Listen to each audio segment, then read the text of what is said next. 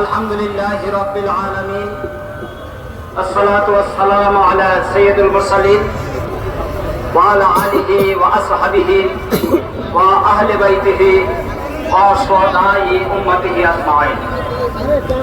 আজকের এই বিশাল জনসমুদ্রের সংগ্রামী সভাপতি, অনেক শহীদের রক্ত ঝরা সংগঠন বাংলাদেশ জামাত ইসলামী খুলনা মহানগরীর সংগ্রামী আমির অধ্যাপক মাহবুবুর রহমান, মঞ্চে উপস্থিত আছেন দক্ষিণ জনপদের মজলুম জননেতা বিশিষ্ট আলেমে দ্বীন শাইখুল হাদিস, আমাদের সকলের প্রিয় ব্যক্তিত্ব, প্রিয় নেতা মুহাদ্দিস আব্দুল খালেক।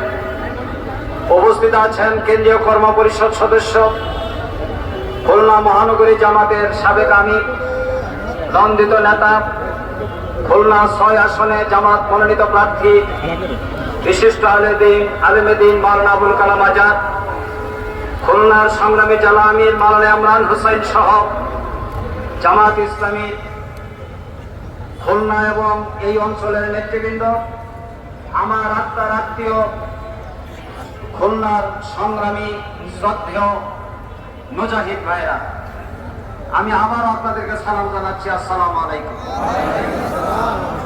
সত্যি আজকে আমি আবেগে উদ্বলিত এই কারণে, এটা মুন্সি আব্দুল হালিমের রক্ত ঝরা ময়দান, এটা শহীদ আমিনুল ইসলাম বিমানের রক্ত ঝরা মাঠ, এটা শহীদ আবুল কাসেমের কাঠপাঠানের রক্তস্নাত ময়দান, শেখ রহমত আলী এতিম আমানুল্লাহ রক্ত ঝরেছে এই ময়দানে। এই ময়দান আজ কথা বলছে, সেই ময়দানে দাঁড়িয়ে আজ আমি প্রথমে আল্লাহর দরবারে শুকরিয়া আদায় করছি, আলহামদুলিল্লাহ। একজন শহীদের কথা স্মরণ করিয়ে দিয়েই আমি মূল বক্তব্য আপনাদের সামনে উপস্থাপন করতে চাই। শহীদ মাওলানা মতিউর রহমান নিজামী আমিরে জামাত, ওনার ফাঁসি কার্যকর করার আগে আইনজীবী হিসেবে যখন শেষ সাক্ষাতে তার সাথে গিয়েছিলাম, তিনি আমাদের সামনে 10টি পয়েন্ট বলেছিলেন এবং সেই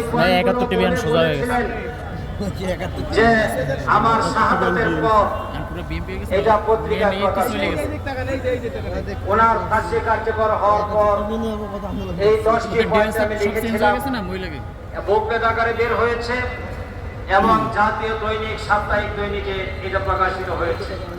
তার একটি পয়েন্ট ছিল আমার রক্ত, এরপরে বলছেন আমাদের রক্ত বাংলাদেশে কথা বলবে এবং পরিবর্তনের সূচনা করবে।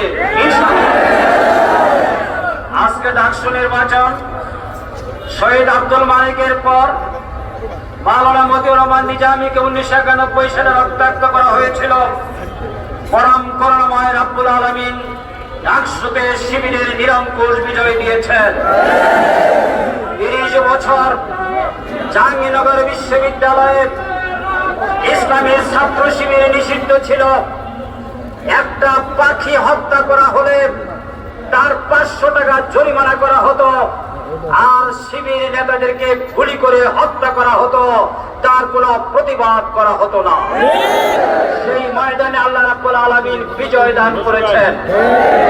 রাজশাহী বিশ্ববিদ্যালয়ে মহান আল্লাহর মেহেরবানিতে আমরা বিজয় অর্জন করব ইনশাআল্লাহ। এই বিজয়ের মাধ্যমে প্রমাণিত হচ্ছে আগামী দিনের বাংলাদেশ ইসলামী আন্দোলনের বাংলাদেশ, আগামী দিনের পার্লামেন্ট কোরআনের পার্লামেন্ট, আগামী দিনের বঙ্গভবন আল কোরআনের বঙ্গভবন ইনশাআল্লাহ। সংগ্রামী বন্ধুগণ, আজকে অনেক ষড়যন্ত্রের কথাই আমাদেরকে বলতে হচ্ছে, কারণ এক শ্রেণীর টকশোজীবী যারা মিথ্যার প্রচারণা চালিয়ে জনগণকে বিভ্রান্ত করেন, তারা বলছেন এবং নেতৃবৃন্দ এখন বলা শুরু করেছেন ঢাকা বিশ্ববিদ্যালয় থেকে ছাত্র শিবির পরিচয় দিয়ে বিজয় হয় নাই। আপনাদের কথা মেনে নিলাম, আপনারা যারা হেরেছেন তারা তো দলীয় পরিচয় নিয়ে নির্বাচন করেই হেরেছেন। আপনারা আগামী দিনে দলীয় পরিচয় নিয়ে নির্বাচন করে হারার প্রস্তুতি গ্রহণ করুন। এইভাবে কথার ফুলছড়ি ছড়িয়ে বাংলাদেশের মানুষকে বিভ্রান্ত করা যাবে না। আজকে আমরা দলীয় এজেন্ডা নিয়ে মাঠে নামি নাই। যে 5 দফা কর্মসূচি, এটা জামাত ইসলামীর দলীয় এজেন্ডা নয়, এটা বাংলাদেশের 18 কোটি মানুষের এজেন্ডা। এই এজেন্ডা যদি বাস্তবায়ন না হয়, বাংলাদেশে আবার স্বৈরাচারের পুনরুত্থান ঘটবে। এই যদি বাস্তবায়ন না হয়, আবার পতিত স্বৈরাচার বাংলাদেশে পুনর্বাসিত হয়ে এদেশের আলেম ওলামা, পীর মাশায়েখ, ছাত্র শিক্ষক শ্রমিক পেশাজীবী বুদ্ধিজীবী সহ আবার গণহত্যা শুরু করবে। এই পরিবেশ যেন ফিরে না আসে, এই জন্যই আমাদের 5 দফা।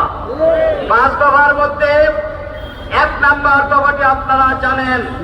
প্রথম দফাই হচ্ছে জুলাই জাতীয় সনদের ভিত্তিতে আগামী নির্বাচন করতে হবে। এটা আইনগত ভিত্তি দেওয়ার কথা আমরা বলেছি। বাংলাদেশ পরিচালনা যারা করছেন তারা 8ই আগস্ট কোন আইনের ভিত্তিতে ক্ষমতা এসেছেন? বাংলাদেশের সংবিধানের কোন আইনের কথা আপনারা দেখাইতে পারবেন না। একটি আইন আছে, বাংলাদেশের সংবিধানের 7 অনুচ্ছেদ অনুযায়ী জনগণের অভিপ্রায়ের অভিব্যক্তি হিসাবে সরকার গঠিত হবে। যার কারণে 5ই আগস্ট যখন শেখ হাসিনা পালিয়ে গেল, সাংবিধানিকভাবে প্রধানমন্ত্রী নাই, মন্ত্রিপরিষদ নাই, পার্লামেন্ট নাই, এবং বাংলাদেশে প্রায় 42 থেকে 45টির মতো সাংবিধানিক ধারা কার্যকর হয়ে গেল। এই অবস্থায় জনগণের প্রতিনিধি হিসেবে সকল রাজনৈতিক দল একমত হয়ে বর্তমান অন্তর্বর্তীকালীন সরকার গঠন করেছেন এবং আপনারা শপথ নিয়েছেন। এই অন্তর্বর্তীকালীন সরকারের বক্তব্য সংবিধানের কোথাও নাই। এটা যদি বৈধতা দিতে হয়, তাহলে জুলাই সনদ বাস্তবায়ন করতে হবে। আর জুলাই সনদ যদি বাস্তবায়ন না হয়, তাহলে আগামী এই সরকার যত কর্মকাণ্ড করবে, কোন কর্মকাণ্ডের আইনগত ভিত্তি থাকবে না, এমনকি জাতীয় সংসদ নির্বাচনেরও আইনগত ভিত্তি থাকবে না। এই জন্যই আমরা প্রথম বাক্যই বলেছি, জুলাই সনদকে আইনগত ভিত্তি দিতে হবে।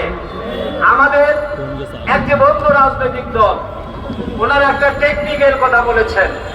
টেকনিক্যাল কথা হচ্ছে, যদি আইনের কোনো উপায় থাকে তাহলে ওনারা এই আইনগত ভিত্তি দিতে মেনে নেবেন। ওনারা জানেন না, শেখ মুজিবুর রহমানের বিদায়ের পর যখন বাংলাদেশে ক্ষমতা আসলেন মুশতাক সাহেব, এরপর সামরিক শাসন, এরপর জেনারেল জিয়া রহমান সাহেব ক্ষমতা আসলেন 1977 সালে। তিনি সংবিধানে না থাকা সত্ত্বেও একটি পদ্ধতি অ্যাপ্লাই করেছিলেন, সেই পদ্ধতি হচ্ছে গণভোট। ওনারা ভুলে গেছেন, বাংলাদেশের মানুষের সামনে যদি জুলাই সনদের ভিত্তিতে গণভোট করা হয়, তাহলে এটা আইনি ভিত্তি পেয়ে যায়। আমরা খুলনার জনসমুদ্রে দাঁড়িয়ে বলতে চাই, জুলাই সনদের আইনগত ভিত্তি 2টি পদ্ধতি আছে। একটি জিয়াউর রহমান এই দুটোই করেছিলেন, একটি প্রেসিডেন্সিয়াল অর্ডার, আরেকটি হচ্ছে গণভোটের আয়োজন। যে কোনো একটি পদ্ধতির মাধ্যমে জুলাই সনদকে আইনি ভিত্তি দিয়ে এরপর নির্বাচনের ব্যবস্থা করতে হবে। 2 নাম্বার, আমরা বলেছি সংসদে 2টো পদ্ধতির ব্যাপারে ওনারা রাজি হয়েছেন। একটা পার্লামেন্টারিয়ান নির্বাচন, আরেকটা হলো উচ্চ কক্ষ, এটাকে আপার হাউস বলা হয়। ওখানে একটা গুজামিল দিয়েছেন, বলছেন যে ওখানে পিআর সিস্টেম হবে, তবে পার্লামেন্টে যে পরিমাণ সদস্য নির্বাচিত হবেন তাদের আনুপাতিক হারে ওইখানে নির্বাচন হবে। পৃথিবীর কোন দেশে এই ধরনের গুজামিনের বক্তব্য কোথাও কেউ রাখছে বলে আমার জানা নেই। পিয়ার পদ্ধতি সম্পর্কে পৃথিবীর 91টি রাষ্ট্রে প্রতিষ্ঠিত আছে।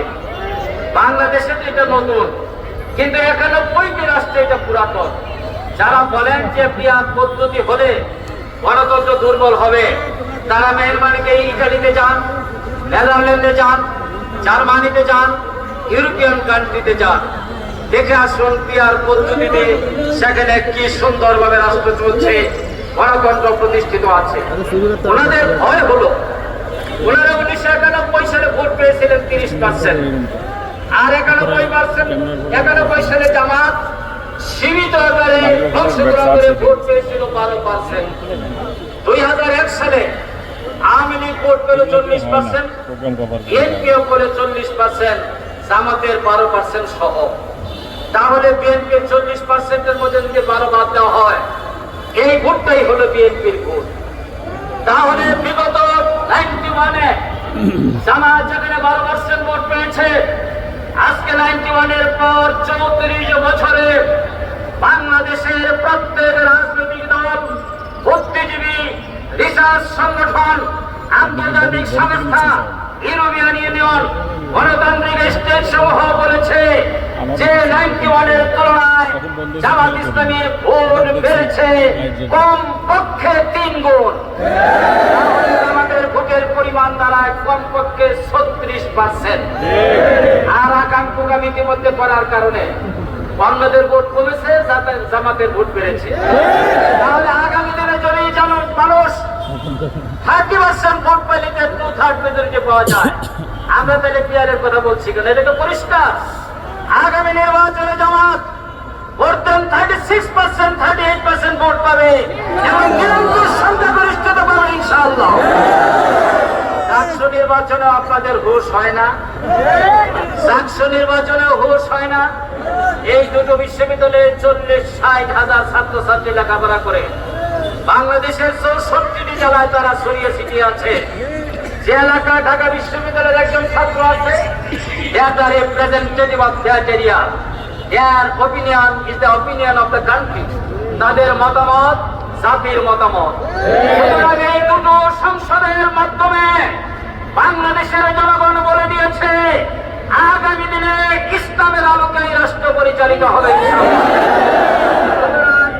জামাত তো পিয়ার পদ্ধতি দেয়া করে চুপ করে বসে থাকতে পারত, কিন্তু আমরা দেখেছি অনেকগুলো কারণ আছে। একটা নির্বাচন আসলে কালো টাকা, কেন্দ্র দখল, ভোট দখল, ছিনতাই, ব্যালট বক্সের ছিনতাই, প্রশাসনিক কো, সিভিল কো এবং পুলিং এজেন্ট কো, রিটার্নিং অফিসারের কো, ভোট গণনার সময় বলে 18%, পিছন থেকে বলে 28% বলে দেন। এই ধরনের গুজামিনের আশ্রয় নেওয়া সম্ভব হবে না যদি পিয়ার পদ্ধতি নির্বাচন হয়। সুতরাং চিরতরে ভোট ডাকাতি বন্ধের জন্য জামাত ইসলামী এই উত্তম পদ্ধতির প্রস্তাব দিয়েছে এবং এই পদ্ধতি বাংলাদেশে বাস্তবায়ন হবে ইনশাআল্লাহ। ওনারা বলেন পিয়ার পদ্ধতি কি? একবার বলছে এটা খায় না, ঘুমায়, মাথায় দেয়।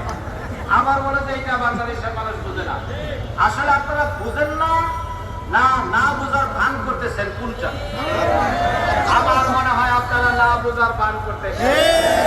বাংলাদেশের মানুষ বুঝে ফেলেছে আর লাভ হবে না, আর লাভ হবে না। এখন একটা নতুন আটকানোর তার কোনো পথ নেই। বলে যে যারা পিয়ার পদ্ধতি চায় তারা নির্বাচন চায় না। দেখেন কথায় একটার পরে একটা নিয়ে যাচ্ছে। আপনাদেরকে বলতে চাই, এটা 2025 সাল এপ্রিলের 16 তারিখ জাতীয় পত্রিকা খুলুন, অনলাইন খুলুন, প্রাইভেট চ্যানেলগুলো খুলুন। আমাদের নেতা, আমাদের রাহবার, জনতার নেতা ডাক্তার শফিকুর রহমান একটি বিদেশি সংস্থার সাথে সাক্ষাৎ করে বের হয়ে সাংবাদিকদের সামনে বক্তব্য রেখে বলেছিলেন প্রধান উপদেষ্টা জুন মাসের মধ্যে নির্বাচনের কথা বলেছেন, কিন্তু আমরা মনে করি নির্বাচন রোজার আগে ফেব্রুয়ারির মধ্যে হতে হবে। It was the first speech of Dr. Shafiqur Rahman 16 April এই বক্তব্য তিনি দিয়েছেন জাতীয় সংসদ নির্বাচনের জন্য। তার ভিত্তিতেই ফেব্রুয়ারি মাসে নির্বাচনের তারিখ ঘোষণা করা হয়েছে। আর এখন বলা শুরু করেছে জামাত থেকে নির্বাচন চায় না। আসলে নির্বাচন জামাত চায়, আপনারা চান কিনা একটু ভেবে দেখেন। ডাকসু নির্বাচনের পর একটি পত্রিকায় এসেছে, একজন উপদেষ্টা বলেছেন যারা ডিসেম্বর মাসে নির্বাচন চেয়েছিলেন তারা ফেব্রুয়ারিতে আর নির্বাচন চাবেন বলে মনে হয় না। ওনাদের জামাত এখন জামাতের উপর দিয়ে চালিয়ে দিতে চাচ্ছেন। বাংলাদেশের মানুষ এত বোকা নয়, যে কোনো মূল্যের বিনিময়ে ফেব্রুয়ারি মাসে নির্বাচন করতেই হবে ইনশাআল্লাহ। এরপরে যেটা আমরা বলেছি লেভেল প্লেইং ফিল্ডে করতে হবে। আপনারা খুন করবেন, মাস্তানি করবেন, আর ভোট দিতে চাই না এই কথা বলবেন, আর নির্বাচনে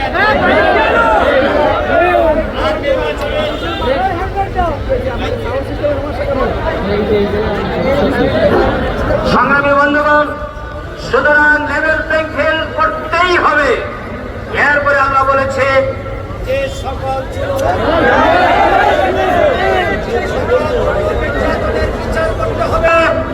যদি বিচার না হয় বাংলাদেশ রক্তঋণ থেকে মুক্তি লাভ করবে না, অবশ্যই গণহত্যার বিচার করতে হবে। আমাদের সর্বশেষ পয়েন্ট, 15.5 বছর আওয়ামী লীগ টিকে ছিল একটি দলের সহযোগিতার কারণে। তারা হল স্বৈরাচারের দূষণ, স্বৈরাচারের যে পরিণতি তাদেরকে একই পরিণতি বরণ করতে হবে। এই জন্য স্বৈরাচারের প্রধান দূষণ জাতীয় পার্টি সহ 14 দলের কার্যক্রম নিষিদ্ধ করার জন্য আমরা দাবি জানিয়েছি। দাবির ভিত্তিতে আগামী দিনে গণতান্ত্রিক উপায়ে নিয়মতান্ত্রিক ভাবে শান্তিপূর্ণ উপায়ে আন্দোলন করে আগামী ফেব্রুয়ারি মাসে নির্বাচন নিশ্চিত করা হবে ইনশাআল্লাহ। আল্লাহ আমাদের সহায় হন। আপনাদের সবাইকে ধন্যবাদ। আসসালামু আলাইকুম ওয়া রাহমাতুল্লাহি ওয়া বারাকাতুহু।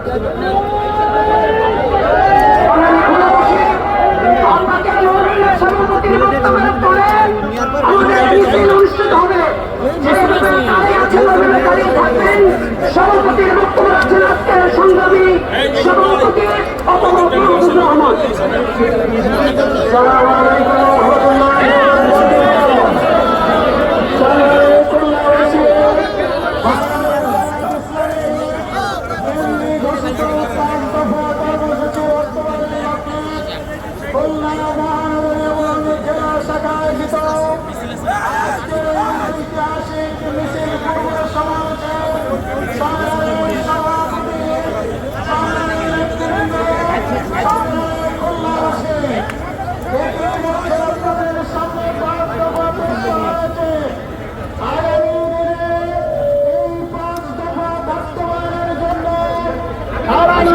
জানমাল কোরবানি করে দিয়ে